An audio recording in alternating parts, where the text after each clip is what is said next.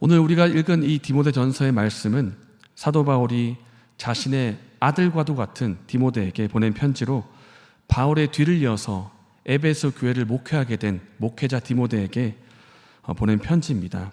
이런 면에서 디모데전서를 목회 서신이라고 부르기도 합니다. 하지만 디모데전서가 오직 목회자 디모데 한 사람만을 향한 지극히 개인적인 내용만 담고 있지는 않습니다. 디모데전서에는 디모데의 사역에 대해서도 언급하고 있지만은 그의 건강에 대해서 말하는 부분도 있고, 또한 교회 전체를 향한 메시지, 그리고 교회 지도자에 해당하는 메시지도 있기 때문에 우리가 오늘의 메시지를 살펴보기를 원합니다. 디모데전서가 있던 지역은 에베소 지역입니다. 이곳은 항구 도시로 지역과 지역을 잇고 있는 거점지이자 무역이 활발한 곳이었습니다. 그러나 어두운 면도 있었는데 에베소에는 우상 숭배가 많았고 다양한 신들을 숭배했고, 그 숭배 의식 가운데에는 성적으로 문란한 그런 의식도 있었습니다. 이러한 지역에 에베소 교회가 있었습니다. 또한 에베소 교회를 향한 이단의 공격 또한 있었습니다. 하나님 말씀을 왜곡하고 믿음에서 떠나게 만드는 그런 거짓 가르침이 있었고, 미혹하는 영, 그리고 귀신의 가르침을 전하는 그런 자들도 교회에 침투하고 있었습니다. 그 거짓된 가르침이 율법의 행위로 구원을 받고자 하는 율법주의를 말하고 있는 것인지, 영혼은 숭고하며 육체는 천한 것이기 때문에 금욕을 강조하는 그런 영지주의인지 성경이 정확히 밝히진 않지만 분명한 것은 이들이 교회에 침투해서 복음이 아니라 거짓된 것을 따르게 만드는 그런 유혹을 하고 있었다는 점입니다. 그래서 거짓된 가르침을 따르는 자들이 교회 가운데 생겨나기 시작했고, 믿음에서 떠나는 사람들이 생겼고, 외식하는 사람들이 생기는 것을 바울이 목격하게 된 것입니다. 조금 전 보았던 에베소 지역의 어두운 면들이 있고, 교회를 향한 이단의 공격, 그런 것들이 교인들에게 노출되어 있었고, 이대로 두면 이 어둠의 조류에 휩쓸려 나갈 수가 있기 때문에 바울이 젊은 지도자에게 편지를 쓰게 된 것입니다. 오늘 본문에서 바울이 전한 첫 번째 처방은 망령되고 허탄한 신화를 버리라는 것입니다. 함께 7절의 말씀을 읽겠습니다. 망령되고 허탄한 신화를 버리고 경건에 이르도록 내 자신을 연단하라. 바울은 망령되고 허탄한 신화를 버리라고 우리에게 명령하고 있습니다. 망령되고 허탄한 신화가 무엇일까요? 문자적으로 하면 세속적이고 불경하며 꾸며낸 이야기, 만든 이야기라는 뜻입니다. 진리가 아니고 꾸며낸 거짓이면서도 또한 세속적이고 불경하다는 것이 망령되고 허탄한 신화의 뜻입니다. 무언가 대단한 진리를 말하는 것 같고 무언가 대단한 심오한 내용을 말하는 것 같은데 자세히 보면 그것이 진리가 아닙니다. 무언가 모양새가 있고 경건해 보이는 것 같은데 자세히 보면 경건하지가 않습니다. 외식적이고 가식적인 부분들이 있습니다. 오히려 불경하며 타락하게 만드는 그런 거짓된 가르침이 그 속에 들어있는 것입니다.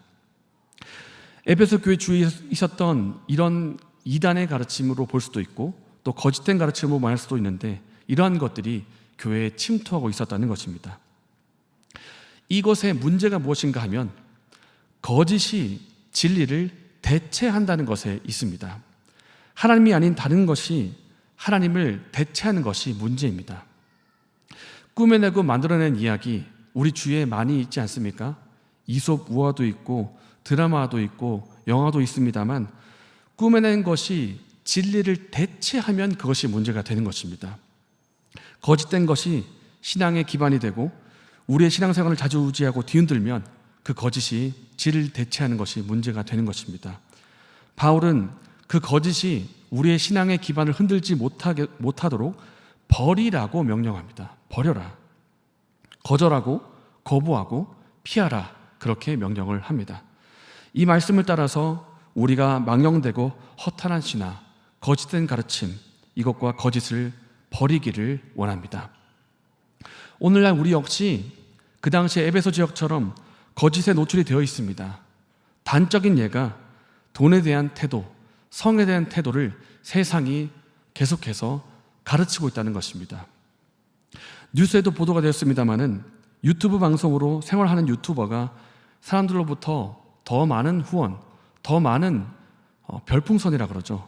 그런 돈을 받기 위해서, 후원을 받기 위해서 아주 자극적이고 충격적인 소재를 가지고 방송에 내보낼 때가 있었습니다. 지금도 그렇게 하고 있는데 자신의 신체를 심하게 노출시키고 정상적인 식사량을 훨씬 초과하는 그런 비정상적인 식사하는 모습을 막 방송으로 내보내고 심지어 자기가 범죄하는 모습을 생방송으로 보내기까지 하고 있습니다. 그러면서 하는 말이 이렇습니다. 뭐 어때? 돈 많이 버니까 난 괜찮거든. 이 사람들은 돈만 더 벌 수 있다면 무슨 일이든 할 기세입니다. 저는 지금 유튜브 자체가 잘못되었다, 나쁘다 이것을 말하는 것이 아니라 돈만 벌 수 있다면 내가 부자만 될 수가 있다고 하면 상식을 벗어나는 행동도 심지어 죄를 짓는 것도 마다하지 않은 이러한 시대를 우리가 살고 있다는 것을 강조하고자 하는 것입니다. 우리는 이러한 세상에 노출이 되어 있습니다. 성에 대한 것도 마찬가지입니다.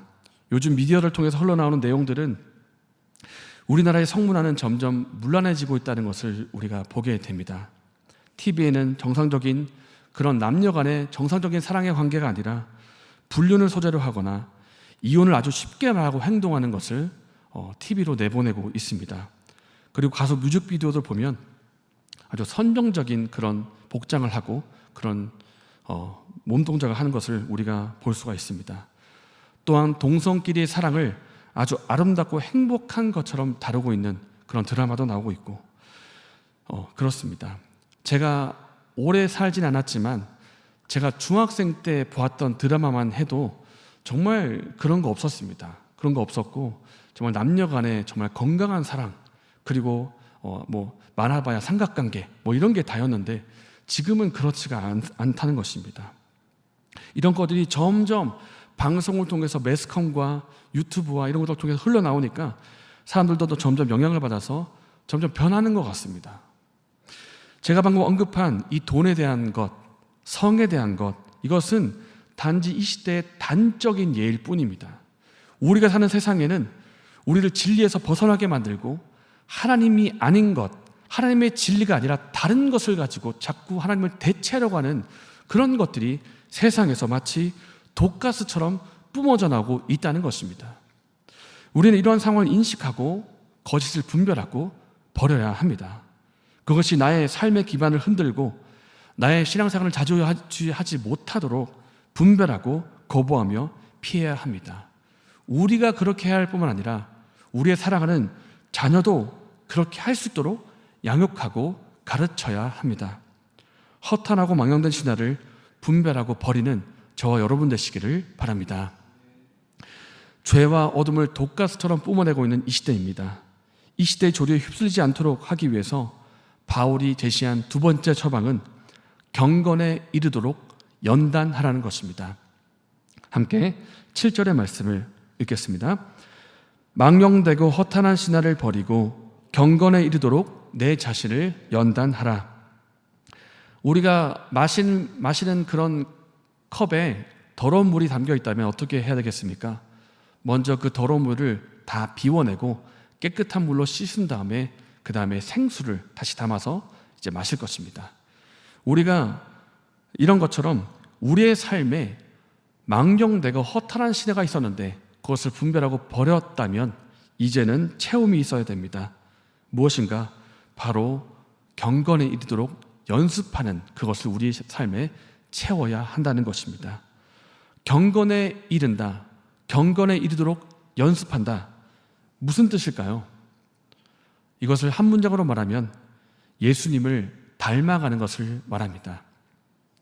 예수님을 닮아가는 것이 경건에 이른 것이고 경건은 곧 예수님을 말합니다. 왜냐하면 디모데전서 3장 16절 말씀에 크도다 경건의 비밀이여 라고 바울이 감탄하면서 그 경건을 곧 예수 그리스도로 가리키고 있기 때문입니다.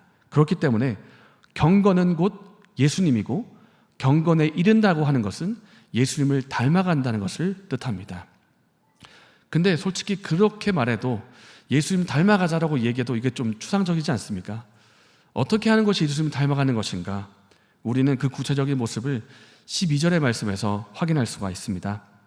바로 말과 행동과 사랑과 믿음과 정절에 있어서 예수님을 닮은 모습이 나타나도록 하라는 것입니다. 말과 행동과 사랑과 믿음과 정절입니다.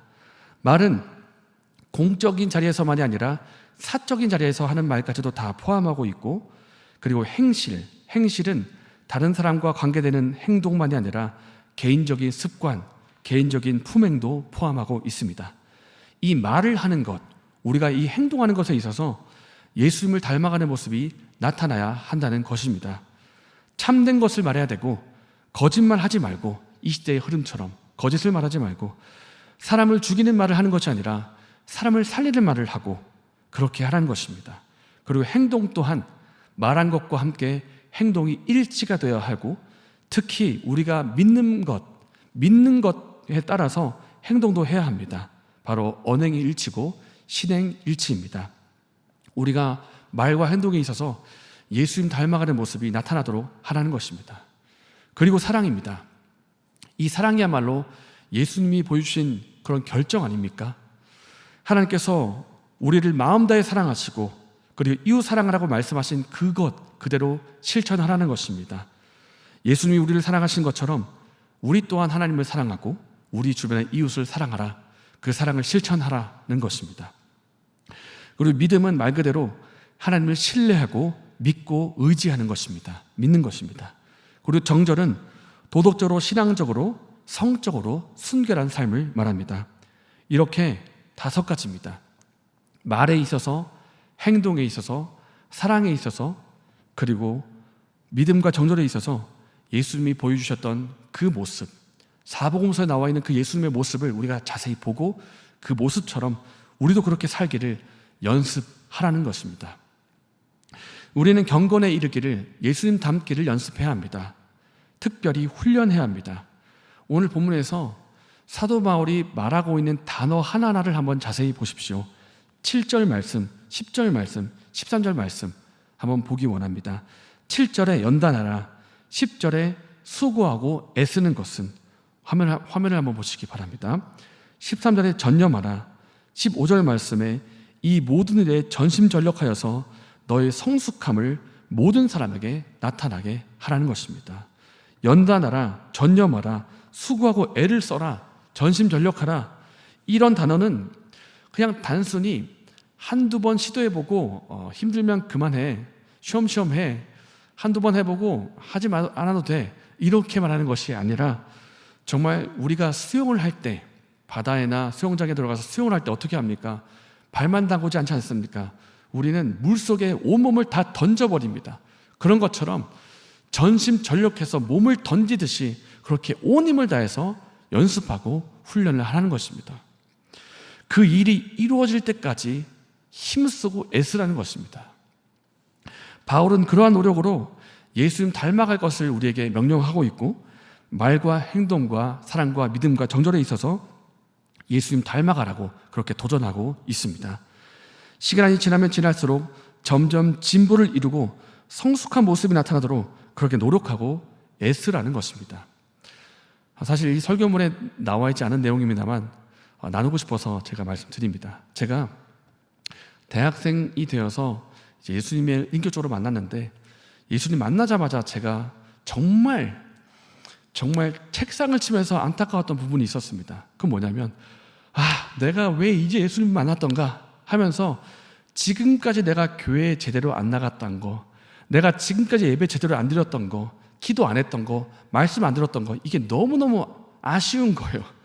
너무너무 아쉽고, 정말 다른 사람들은 정말 달리기로 말하면 저 앞에서 달려가고 있겠다, 나는 이제 출발하는구나, 이게 너무너무 아쉽고 안타까워가지고 제가 했던 그 당시에 특출난 그런 별난 행동이 있었는데, 그것은 정말 시간만 되면 기도의 자리에 참석하는 것이었습니다. 시간만 되면 누가 가라고 하지도 않았는데 새벽기도 나가고, 또 성교단체에서 말씀 묵상하는 8시 시간이 있는데 8시에 또 나가고, 12시에 전도하는 시간인데 전도하러 또 나가고, 저녁에 또 기도하러 가고.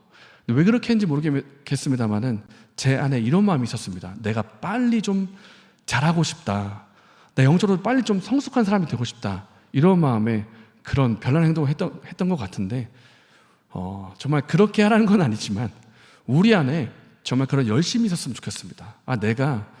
내가 어디까지 이르렀든지, 내가 얼만큼 영적으로 성장했든지 나는 여기에서 멈추지 않겠다. 나는 계속해서 예수님의 삶에 달려가겠고 더 자라갈 것이다 하는 그런 영적인 열심이 우리 안에 있었으면 좋겠습니다. 바울이 우리에게 말합니다. 힘쓰고 애를 쓰고 전심전력해서 노력을 해라.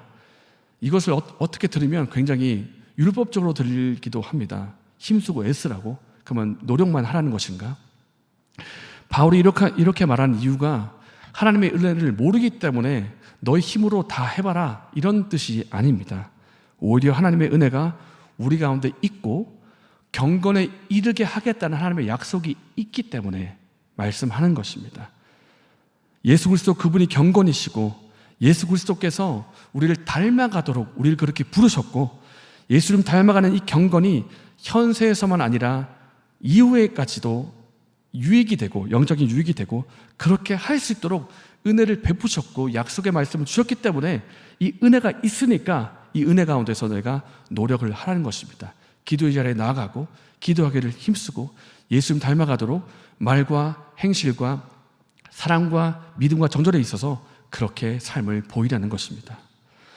경건이 얼마나 유익이 있는지 영원한 유익이 있다는 약속을 주고 계십니다. 그리고 그렇게 할 수 있도록 은혜를 지금도 베풀고 계십니다.